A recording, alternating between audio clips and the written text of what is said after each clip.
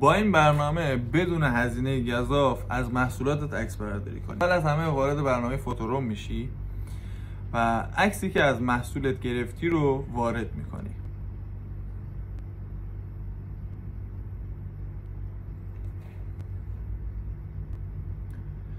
من اول از همه یه عکس از این دفترچه خودم میگیرم. خب میرم وارد برنامه فوتوروم میشم، شروع با عکس رو میزنم، عکسی که گرفتم انتخاب میکنم. خود برنامه شروع میکنه به آنالیز کردن این عکس و تمام پس‌زمینه‌هایی که داره رو برمیداره.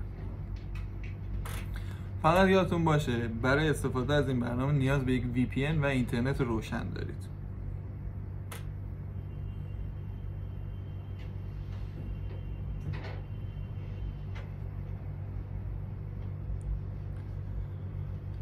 بعد اینکه این برنامه خودش به صورت اتوماتیک آنالیز کرد و بک پس زمینش رو برداشت، یه سری قالب ها اینجا براتون میاره که میتونید از اون استفاده کنید و اینجا خوبیش اینه که سایز های مختلف که میخواین استفاده کنید رو میتونید ببینید، مثل پست اینستاگرام استوری و یا اندازه‌ای که برای محصولاتتون هستش و یک سری گزینه‌های پیشنهادی که با اون میتونید این محصول رو زیباتر بکنید، مثل این چیزی که اینجا میبینید. ما میتونم این متن رو بردارم بنویسم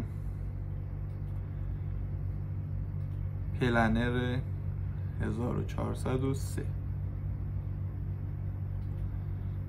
خب اینجا ما میبینیم که فونت خیلی زیبایی نداره، برای همین از برنامه میتونم فونت استوری استفاده بکنم. همونطور که میدونید فونت استوری هم جوریه که باید یا پولی باشه یا تبلیغات ببینید. حالا برای من چون من خودم از قبل اشتراکشو خریدم بدون نیاز به تبلیغات میتونم این کار انجام بدم. می‌نویسم پلنر 1403 این به صورت مثاله و این رو برمیدارم فونتش رو زیباتر میکنم.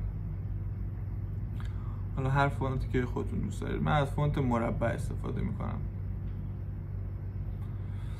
و کپی رو میزنم و ذخیره در گالری. خب اینجا میبینید این الان پلنری که اینجا نوشتم پاک میکنم، اینسرت رو میزنم و دوباره از توی گالری این رو انتخاب میکنم و خودش میاره بر من این رو مینویسه. و اینجا ما میتونیم لایه هاشو بندازیم مثلا پشت این عکسه که یکم جذاب‌تر در بیاد. نکنید الان من این رو انتخاب بکنم بیارم پایین‌تر، میبینید که پشت عکسم افتاده و جالبه اینجا سایه هم بر من گذاشته. این چیزیه که شما میتونید بدون هزینه کرده اضافه و گرفتن یک عکاس صنعتی ازش استفاده بکنید. نظرتون زیر تو این کامنت ها بر من بنویسید. لایک و سابسکرایب یادتون نره.